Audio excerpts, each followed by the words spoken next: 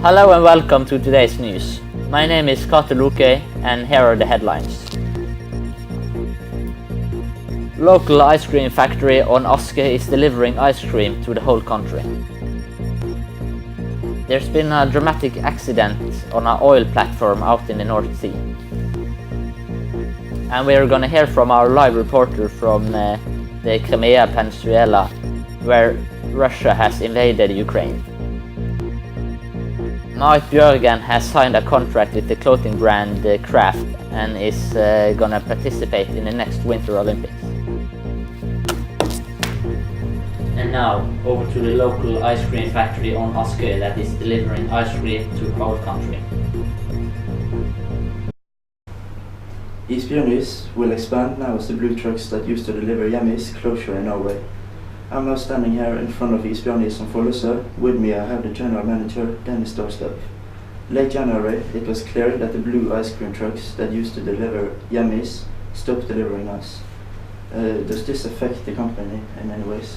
There's no doubt. Yummies has been a huge competitor for us, and we see this as a big market opportunity. What will happen to the blue yummies trucks now as they have stopped delivering us? We have had a discussion with Yummies, and there's certainly an opportunity to take over the company's trucks and as well as the storage. Do you think the sale will rise now as Yummies has gone bankrupt? The sale depends on warm summers, but now as there are no competition, the sale will naturally rise. Are you going to expand the assortment now as Yummies doesn't deliver ice cream anymore? We are always experimenting with different sorts of ice, especially in the winter time when the sale is low. Will there be any need for more workers? We have faith in positive increase, and there will be produced more ice cream to deliver to the whole country. So I guess there will be need for more workers. What happens to the routes where the blue Yummies trucks used to drive? Isbjørnis will now continue to run the areas where Yummies previously ran. Thank you.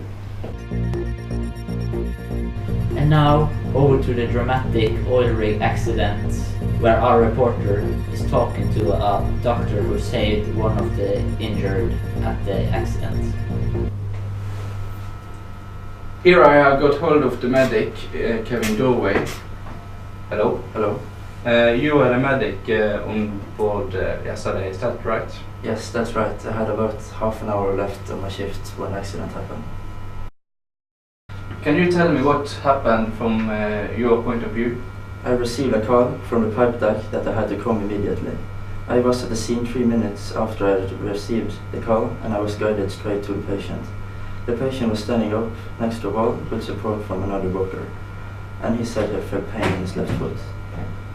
We helped him to sit down, and the patient told me what had happened. I decided that he should be brought to a hospital room. How was the patient when you first arrived at the pipe deck? The patient was in heavy pains and was very shocked, but there was only the left foot that was hurt. What was the diagnostic when the patient got to the hospital? The patient got a compression injury in the left calf muscle and a minor fracture in the left calf bone.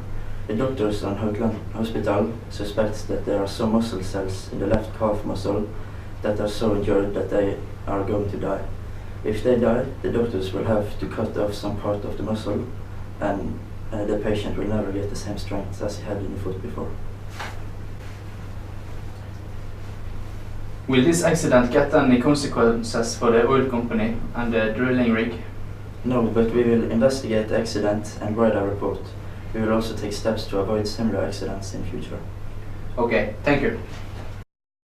On Sunday, the people of Crimea voted if they wanted to secede from Ukraine or not. The vote has been counted, and the result is that 97% of the people want to join Russia. And you, Sverre Heum, is on Crimea Peninsula right now. How are the situation after the referendum on Sunday? The ethnic Russians is very pleased about the result. but the government in Ukraine believe that the local government on Crimea doesn't have the rights to carry out the referendum. Also, the Western countries dismiss Crimea's secession referendum and say it is illegal. So what is President Vladimir Putin saying after the referendum? President Putin says that the referendum is completely illegal. He now acknowledges Crimea as a sovereign state. In his speech on Tuesday, he spoke of Crimea as they were already merged with Russia, and he based this on the result of the referendum on Sunday. EU is now at a standstill, and it seems as the Russians have won the fight over Crimea. EU has to gather real fast and jump to a drastic action to stop the reunion of Crimea and Russia. Yes, about that. I've heard that EU has planned to do some sanctions to Russia to make them negotiate about this. What do you think about that? Yes, that's true. So far they have imposed sanctions on 21 fairly low-level Russians. Their assets were frozen and travel into EU restricted. Currently EU is discussing the next move against Russia. However, EU is much divided in this view.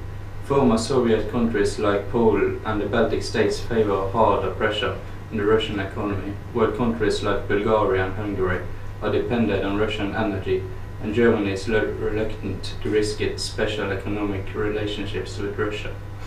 These sanctions require consensus to be completed, and that seems very difficult to achieve at this point. Okay, thank you, Sverre. And now over to the sports news.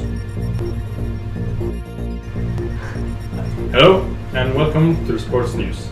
The 10th of March, Marit Björgen signed a 4-year contract with a Swedish clothing supplier, Kraft. She is then Kraft's new frontman in cross-country initiative. Björgen has previously indicated that the following World Cup next year may be her last championship. But the new agreement could mean that she goes to the Olympic in 2018.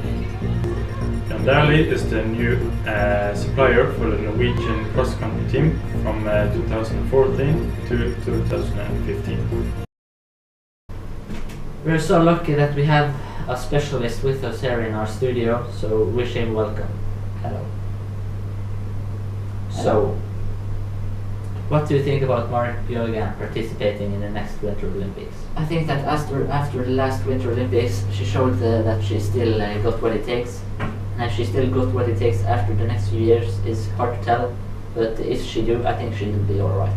So, if she retires before the next Winter Olympics, what do you think she'll do for Kraft, since they're still her sponsor?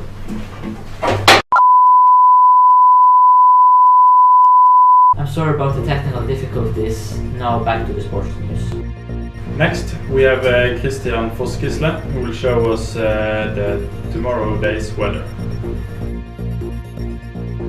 Hello, and welcome to today's weather. We're going to take a look at the weather for the 3 next days, and we're going to start with the wind.